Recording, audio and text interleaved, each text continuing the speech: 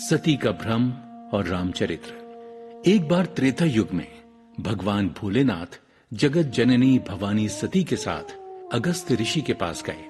ऋषि ने उन्हें चराचर जगत के स्वामी जानकर उनका पूजा वंदन किया।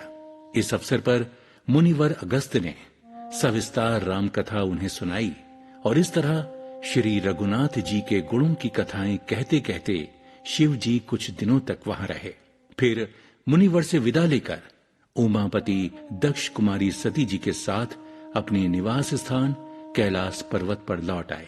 उन्हीं दिनों श्री हरि ने पृथ्वी का भार उतारने के लिए रघुवंश में अवतार ले लिया था और वो पिता के वचनों का पालन करने के लिए राज्य का त्याग करके तपस्वी वेश में दंडक वन में विचरण कर रहे थे। ऐसे भगवान राम में अपने स्वामी की अगाध श्रद्धा देखकर सती जी को शंका हुई और ये भ्रम दृढ़ हो गया कि एक साधारण मनुष्य की भांति विराह व्याकुल होकर वन वन भटकते हुए श्री रघुनाथ जी सीता जी की खोज कर रहे हैं। तब ये श्री हरि कैसे हो सकते हैं? महेश्वर के बहुत प्रकार से समझाने पर भी सती का भ्रम दूर ना हुआ। उन्होंने श्री राम की परीक्षा लेने की बात अपने मन में ठान ली। महेश्वर कहते हैं कि श्री रघुनाथ जी का चरित्र बड़ा विचित्र है। जो मंद बुद्धि है और जो मोह के वशीभूत हैं, वो उन्हें कुछ और ही समझ लेते हैं।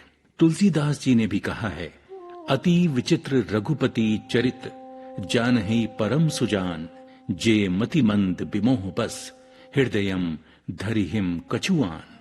अर्थात श्री रघुनाथ जी का चरित्र बड़ा ही विचित्र है। उसको तो ज्ञानी जन ही जानते हैं। जो मतिमंद हैं वो कुछ दूसरी बात ही समझ बैठते हैं। अपना भ्रम दूर करने के लिए सती जी ने मन में बहुत प्रकार से विचार कर श्री सीता जी का रूप धारण किया और उस मार्ग की ओर बढ़ चली जिस ओर से विरह दग्ध श्री राम अनुज सहित चले जा रहे थे। बनावटी सीता जी को देखकर लक्ष्मण तो चकित रह गए, परंतु श्री राम सती जी के कपट को तुरंत जान गए। प्रभु ने शीघ्र ही हाथ जोड़कर सती को प्रणाम किया और बोले, हे माते, भगवान भोलेनाथ कहाँ हैं और आप यहाँ वन में अकेली क्यों विचरण कर रही हैं? इतना सुनते ही सती जी को बड़ा संकोच हुआ।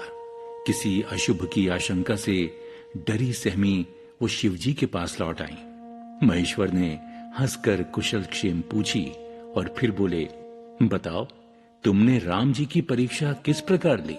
सारी बात सच सच कहो। सती सब कुछ छिपाते हुए बोली, स्वामी, मैंने कुछ भी परीक्षा नहीं ली।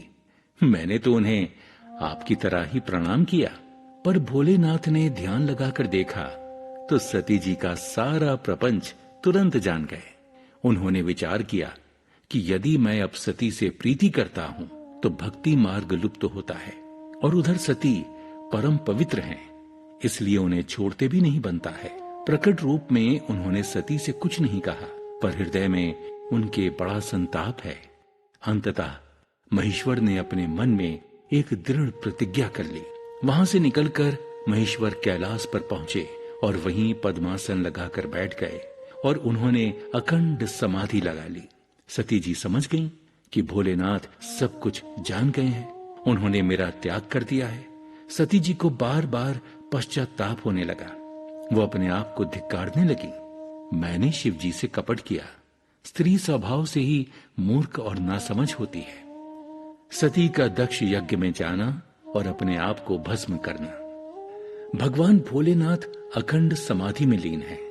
सती जी कैलाश पर रहने लगी। उनका एक एक दिन युग के समान बीत रहा था। वो बार बार भगवान से विनती करती कि मेरी ये देह जल्दी छूट जाए। मेरा तो शिव जी के चरणों में अनन्य प्रेम है।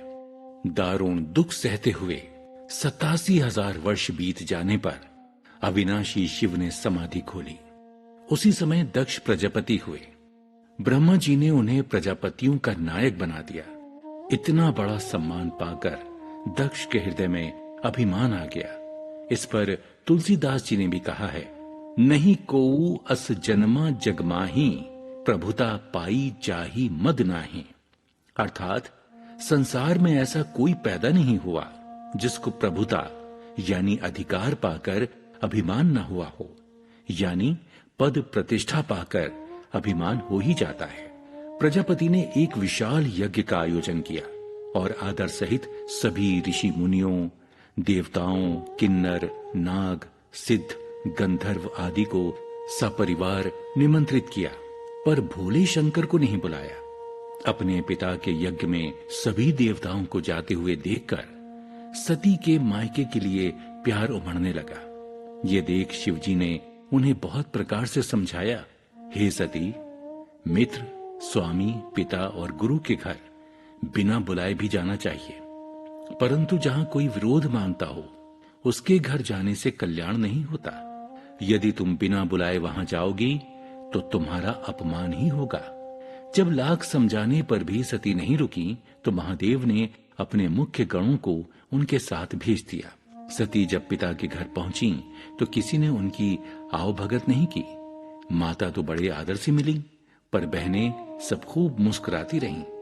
यज्ञ स्थान में सब देवताओं के लिए स्थान नियत थे, पर शिव जी के लिए कोई स्थान निर्दिष्ट नहीं था। अपना अपमान तो सती ने सह लिया, लेकिन अपने पति भोलेनाथ का अपमान उन्हें असहनीय प्रतीत हुआ। पूरी सभा को ललकारते हुए वो क्रोध भरे स्वर में बोली, हे सभासदों और मुनीश्वरों, सुनो, यहां जिसने भी शिव जी की निंदा की या सुनी, उन सबको इस पाप का फल तुरंत ही मिलेगा और वो सब मेरे पिता दक्ष की भांति पछताएंगे। इतना कहकर सती ने योगाग्नि में अपना शरीर भस्म कर डाला। ये देखकर सारी यज्ञशाला में हाहाकार मच गया। सती का मरण सुनकर शिव गणों ने यज्ञ का विध्वंस कर डाला। शिव जी ने जब ये समाचार सुना तो उन्होंने क्रोधित होकर वीरभद्र को भेजा। उन्होंने वहां जाकर सब देवताओं को यथोचित दंड दिया। दक्ष का सिर काट डाला गया। मरते समय सती ने श्री हरि से ये वर मांगा कि मेरा प्रत्येक जन्म में शिव जी के चरणों में अनुराग बना रहे। अगले जन्म में सती हिमाचल के घर में जन्मी और पार्वती नाम से पुकारी गई। नारद को अहंकार और उनका उद्धार। भगवान श्री हरि बड़े दयालु हैं। अपने भक्तों को कभी दुखी और पथ भ्रष्ट होता नहीं देख सकते। नारद को इस बात का अहंकार हो गया कि मैंने कामदेव पर विजय प्राप्त कर ली है। ये सब पराक्रम वो भगवान भोलेनाथ को सुनाने लगे।